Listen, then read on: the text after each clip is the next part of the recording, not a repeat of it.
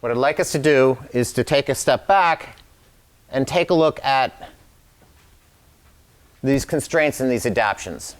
Okay? Because this is actually pretty good, because the next exercise that we're going to be doing is another connection exercise, and this one isn't a lot going to be. This one's going to be more around the nitrogen cycle.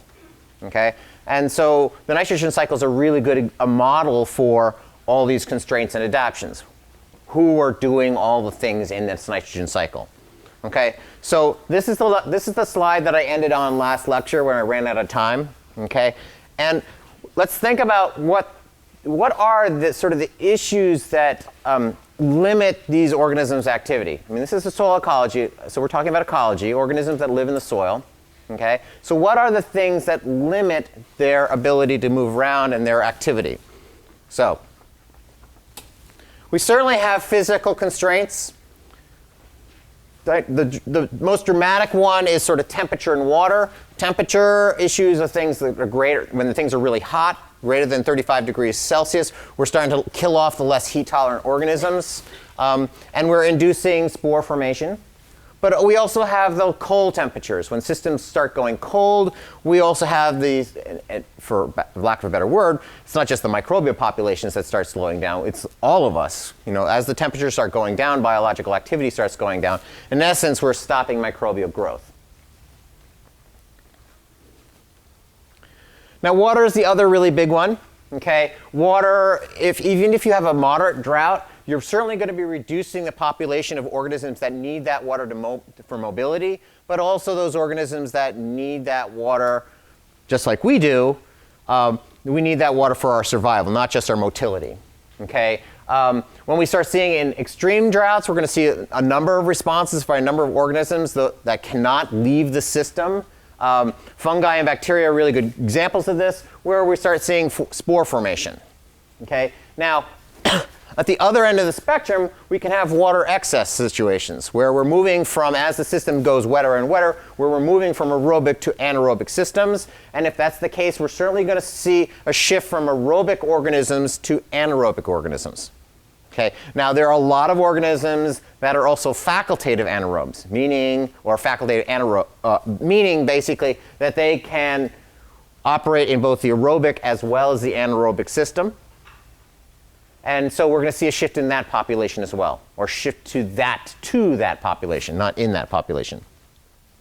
Now, climate is the most obvious one, but there are a lot of other constraints that are on these organisms. And there's a lot of chemical constraints. And when I talk about chemical constraints, the most obvious one are sort of the nutrient ones. But let's go through a number of different sort of chemical constraints that they're going to face. Soil acidity is a big one. Okay, certainly if you're an organism that needs a certain type of nutrient, that pH range, and pH controls its solubility, the pH range is basically going to control your distribution. Okay, if you need to have calcium, you are probably not going to be an organism that can survive very well in low pH systems. Does that make sense? Okay. On the other hand, if there are nutrients that you require that are more available at low pHs, such as blueberries or things like that, you're going to have to come up with either an adaptation to those low pHs, or you're not going to survive. Okay. Other issues, certainly with pH, when you start looking at low pHs, you're going to start having toxic effects. Aluminum toxicity is a big one. Okay. But you're really looking at this comes back to this species variance and tolerance. I mean, the blueberries are tolerant of aluminum because they need to have the iron. That didn't actually come out right, but you guys sort of get the idea there? Yes? And it's not like they're tolerant of it because, whatever. All right. Another big one is sort of the oxidation reactions that can, in fact, inhibit other organisms' reactions. Now, when we talked about Nitrosomonas and Nitrobacter, that was this ammonium, okay? The ammonium is basically being converted to nitrate, okay? But it turns out that conversion goes from ammonium to nitrite, NO2, and then to NO3, okay? Well, ammonium itself is also potentially toxic, okay? So if I have high concentrations of certain element, or of certain, in this case, ammonium, it's going to inhibit the organisms that in fact use that. This is, I mean, we all need water, right? But if we have too much water, we're going to drown. Does that make sense? Okay. Well, the same analogy works with ammonium. Okay. These organisms need ammonium, but if they have too much of it, they're basically going to drown. Okay. Now, if they drown, that's going to short circuit this process.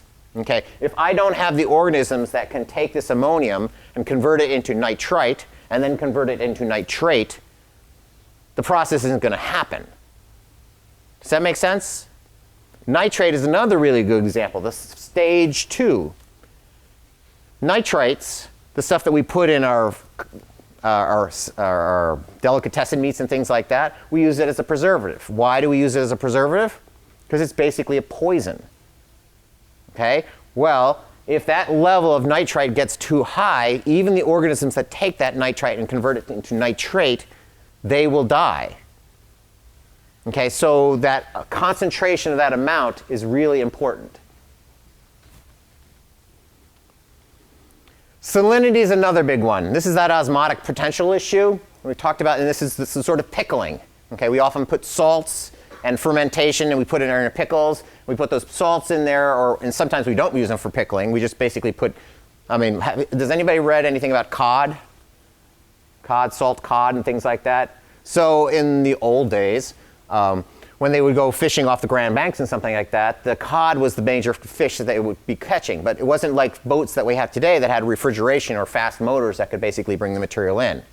They had to have a way that they could preserve the material, the meat, the cod. And so what they basically did was they packed it in salt. Well, what does the salt do?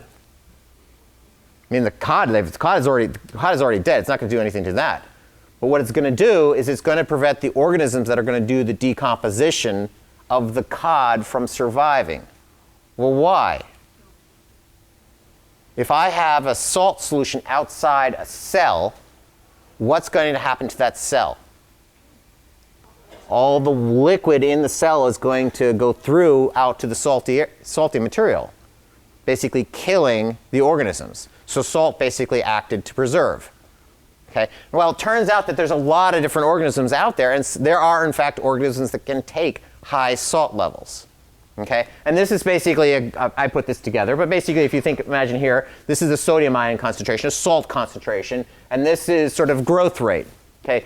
Organisms that live in sort of our sort of endemic sort of condition, they're non-halophiles. Okay? And as the salt concentration comes up, they start declining.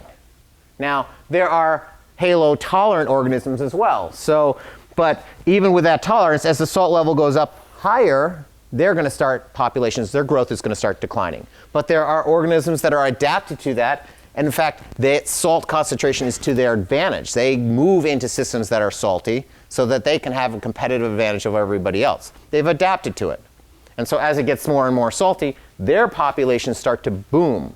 And ultimately, we get to really extreme halophiles who literally need to have really high concentrations of salt to be competitive.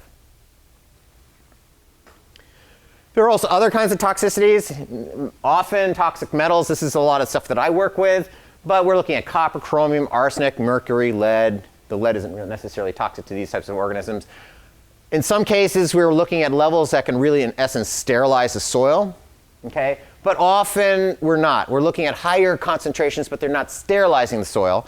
And there are a lot of organisms, a lot of microbial populations that are really adapted to this environment. Okay? The take-home message with actually all of these things, whether you're talking about salts or inhibition by other toxic materials or literally toxic elements, you're really looking at the organisms that can take advantage of this situation. They've adapted to this situation, and they're using it to their advantage. Now, the problem is when that material isn't there, they are now at a significant disadvantage, often. Okay? There are also, and this is probably more obvious, but there are also nutritional constraints that control the distribution of these organisms. Okay? Carbon and nitrogen are mostly the most common nutrient deficiency. And this goes back to that barrel analogy when we were talking about earlier. Carbon and nitrogen tend to be the lowest slats. Okay? Now, for organotrophs, organisms that need to use, much like us, need to have organic material for both their energy as well as their nutrition constraints. It turns out that organic matter usually isn't limiting in the sense that it's there. It actually has more to do with in the sense that it's usable. Okay? Certain organisms have very specific type of media that they can decompose. And I could have lots of different organic matter there, but if the type of organic matter that they can decompose is not there, they're out of luck. When was the last time you guys ate wood? Intentionally. It's not a big part of your diet, right? Okay, but there are a lot of organisms out there that can in fact use wood as their dietary source. Okay, that's a big advantage if they're sitting in the Adirondacks, right? Does anybody know what the I'm trying to throw a lot of things in here. Got to be sort of. Does anybody know what Adirondack means? It's actually sort of a diminutive of people that live there. It was an Indian term. It basically means bark eater.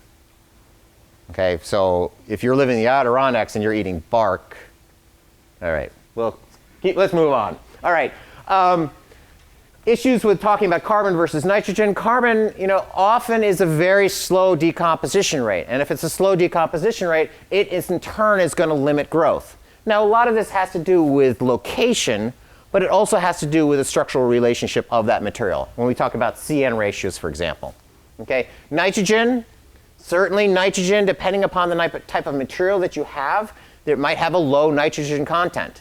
If that's the case, it's going to inhibit growth rates because I have a limited amount of nitrogen. Okay?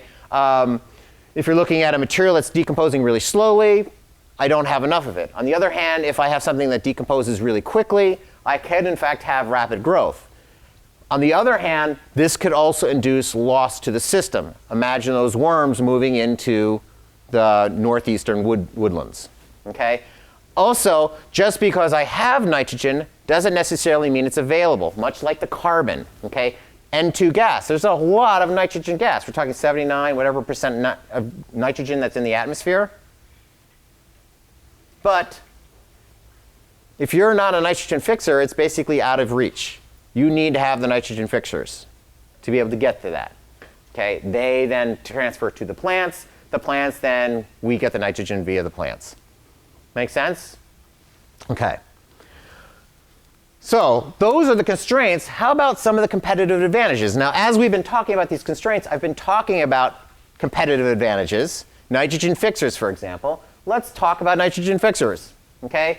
Biological nitrogen fixation basically takes this N2, converts it into an ammonium, NH3, and they put it into organic compounds as an amine, an NH2. Okay? Now, this process consumes energy, so I have to put energy into this. If I'm a microbe that can do this, I have to put energy into this. Which means if this is available for everybody, this is not an advantage to me anymore. Okay? Yes, when there isn't this available, this is a huge advantage. So you have to think about the scenario that these competitive advantages are in fact advantages. Okay? There are several groups of bacteria that have this ability, and it's most effective, though, or most efficient, not effective, most efficient in symbiotic relationships. Now, think about this. Why would we say this? Now, this might not, in fact, be true, but why would we, in fact, say that? Why is it most effective in symbiotic relationships? If you can get the carbon you need in order to do it, basically for free or semi-free, while still being able to get the plant over. Right. So if I can do the nitrogen fixation, and in exchange for doing nitrogen fixation, you're going to give me the carbon, as well as the other nutrients, that's a serious advantage. Because now I can specialize. I don't have to worry about getting anything else. All I need to do is do my job and get nitrogen. Right? Or take nitrogen and put it in usable form for the organisms that I'm transferring it to, as well as myself. Okay? So now I'm in a partnership relationship. I'm getting something good, he's getting something good. Okay? Autotrophy is another serious advantage. From an energy sense, it's a great advantage. Basically, we're looking at things like phototrophs or lithotrophs. If I'm a phototroph, I'm basically getting my energy for free from the sunlight. Okay? I don't have to do a lot of work. I just sit there and get a suntan. Okay? Now, Can you think of some limitations there, though? Shade. I certainly have a landscape distribution that is very limited to me. I can't go very far down. And if I'm underneath shade, other organisms that are basically doing the same thing, there can be fairly fierce competition for this sunlight. Okay, how about lithotrophs? Lithotrophs are basically getting their energy from inorganic oxidation. They're not getting it from carbon sources. They're not getting it from sunlight. They're basically taking something like this and converting it to this, taking something like this and converting it to this. Okay? In essence, they're avoiding competition for organic material. But the bad component of this is that I may be not getting as much energy as the organisms that are using the organic sources. Yes, I'm getting energy. If there's no organic material around and I can get my energy this way, you know that's a serious advantage. Right? Or I should say, there's no usable organic material around.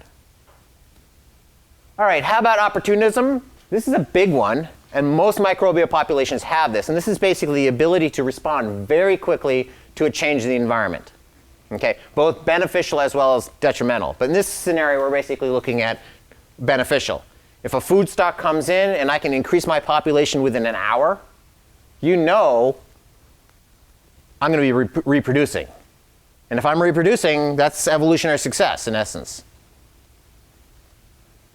I can also inhibit production of other organisms. Okay? Bacteria and fungi have a lot of, this is a lot of where our antibiotics come from.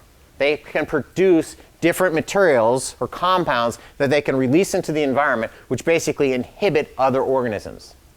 Okay? This is where we get penicillin, streptomycin, tetracycline. Okay? Penicillin comes from fungus. Actinomyces is the streptomycin, tetracycline sources. These names should be fairly familiar to you guys, right? Okay. I also have a lot of organisms that can have specialization. Okay. They avoid competition because they use a carbon source that's not available to anybody else. A good example here are the wood-rotting fungi and bacteria. Again, going back to when was the last time you ate a log. Okay. These guys can take advantage of this. There also, it turns out, because of the nature of the material, plastics and petroleums and pesticides products, because of the carbon nature of them, there are a lot of specialized microbes that can, in fact, degrade that material. This is a lot of those pseudomonases that I was talking about earlier. Okay, those guys that can basically chew up 100 different types of compounds. Pseudomonases have a lot to do with this kind of decomposition. Then we go back to the symbiotic relationships that sort of we talked about with nitrogen fixation. There's lichen, there's N2 fixing legumes, and there's mycorrhizal relationships. Not all of these symbiotic relationships are nitrogen components, but often they are.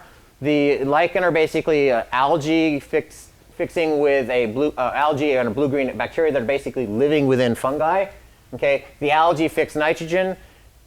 The fungi give the bacteria water and mineral nutrients. Okay. We also have nitrogen-fixing legumes, where we're looking at rhizobium that are fixing nitrogen, giving it to the plant, and the plant in turn provides water and nutrients. Okay. We also have other kind of mycorrhiza type of relationships, where it's not necessarily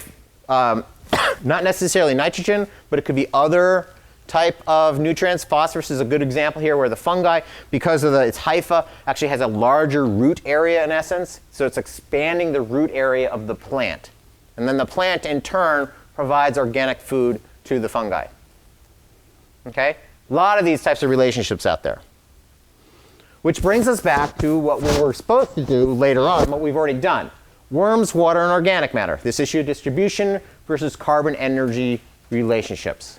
Now, again, I've run out of time. I don't know how I do it.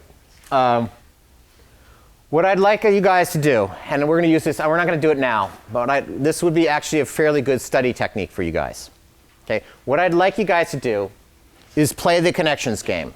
And I want you to play the connections game with these three objects. Okay? The first one is nitrogen, N2 gas. The next one is oxygen. And the third one is water. Now, what I basically want you guys to do And I swear to God, you'd be very smart to do this if you're going to, for the next prelim, which is next Friday, okay, in 4 days, okay? I swear to God, the best thing that you could do, or not the best thing, one of the good things that you would do is basically play this game. You guys can do it in small groups, whatever you want to do. Find these connections and do multiple connections. Don't just do one connection. Lay them out, okay? How are these things connected? And I want you to think about not just these particular elements, but the things that are controlling the fluxes between these things. What are these connections and what's controlling those connections? And are there feedback mechanisms? Take a look at this. Go back to the nitrogen cycle. Now, knowing the nitrogen cycle is a good thing, and you probably should all know this. But what I really want you guys to understand is how these three things, this, and this, are driving this cycle, and what is it that's driving that cycle, and what's controlling that cycle.